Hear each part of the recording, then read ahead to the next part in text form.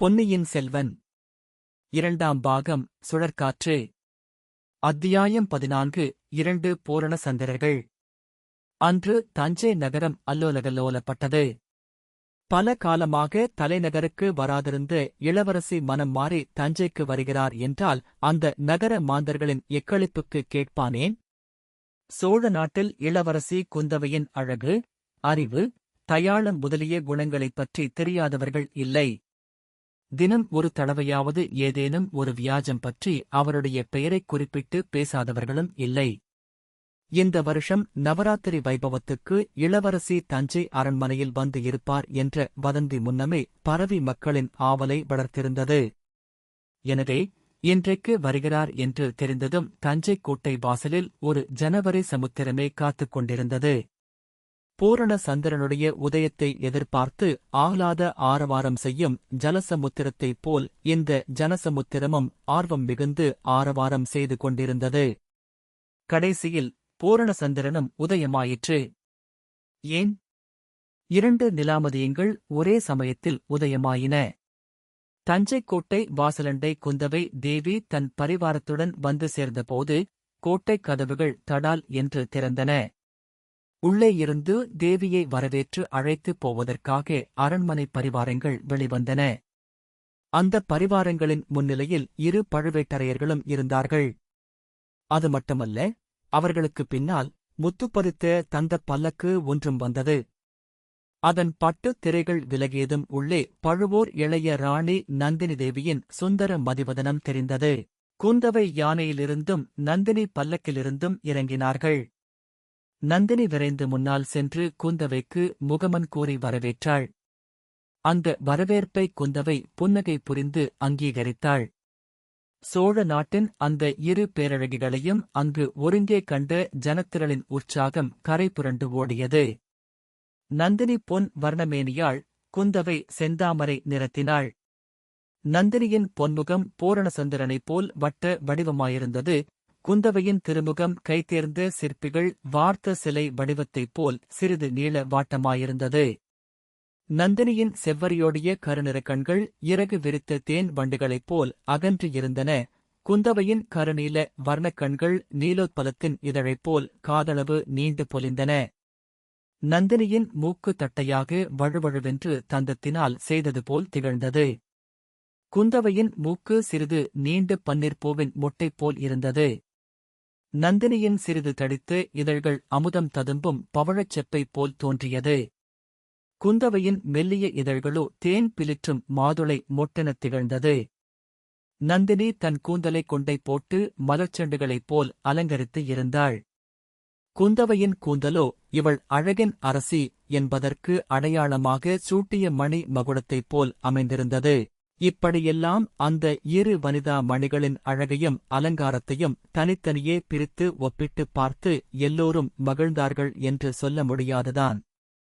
ஆயினும் பொதுப்படையாக இருவரும் நிகரில்லா சௌந்தரியவதிகள் என்பதையும் அங்க அமைப்பிலும் அலங்காரத்திலும் மாறுபட்டவர்கள் என்பதையும் அனைவருமே எளிதில் உணர்ந்தார்கள்.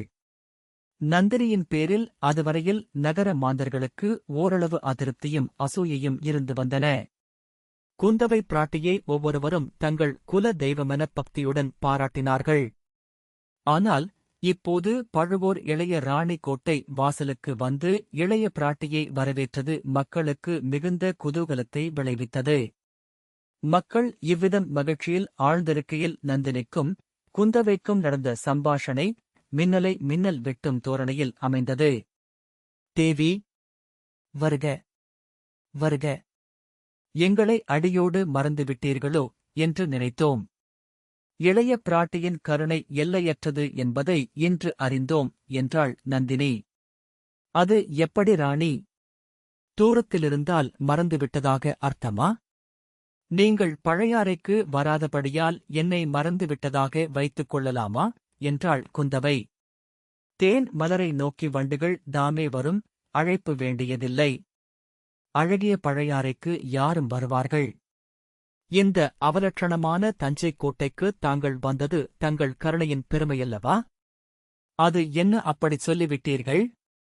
தஞ்சைபுரியை அவலட்சண நகரமென்று சொல்லலாமா? இங்கே சௌந்தரியத்தையே சிறைப்படுத்தி வைத்திருக்கும்போது சு என்றாள் இளைய பிராட்டி. நானும் அப்படித்தான் கேள்வியுற்றேன், சக்கரவர்த்தியை இங்கே சிறைப்படுத்தி வைத்திருக்கிறார்கள் என்று.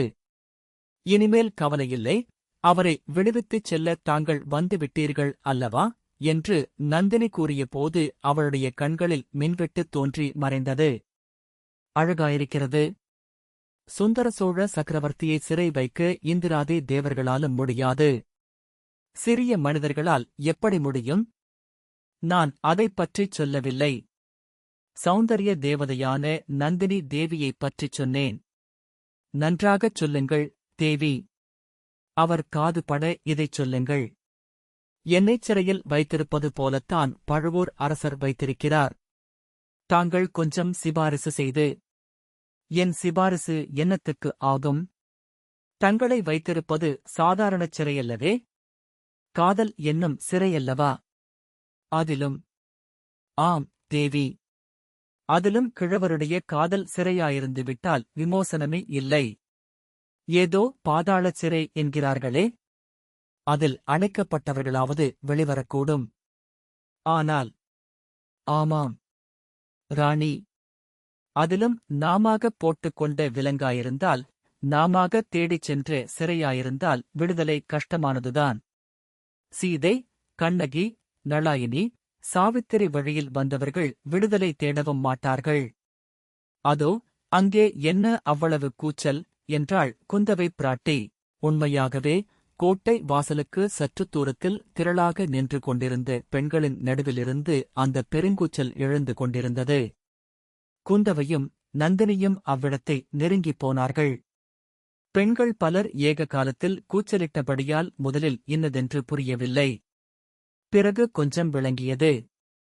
இளைய பிராட்டியை அடிக்கடி அரண்மனைக்கு வந்து பார்க்க அவர்கள் விரும்புவதாகவும், ஆகையால் நவராத்திரி 9 நாளும் கோட்டைக்குள் பிரவேசிப்பதில் உள்ள கட்டக் காவல்களை நீக்கிவிட வேண்டும் என்றும் அவர்கள் கோருவதாக தெரிந்தது. ராணி, தங்கள் கணவரிடமாவது மைத்துனரிடமாவது சொல்லி இவர்களுடைய கோரிக்கையை நிறைவேற்றச் சொல்லுங்கள். கேவலம் இந்த ஸ்திரீகளைக் கண்டு பயப்படுவானேன்? இவர்களால் சோழ சாம்ராஜ்யத்துக்கு என்ன ஆபத்து வந்துவிடும்? பழுவூர் சகோதரர்களின் ஆணை நாலா திசையிலும் கடற்கரை வரையில் நீண்டு பறந்திருக்கிறது அல்லவா என்றாள் குந்தவை.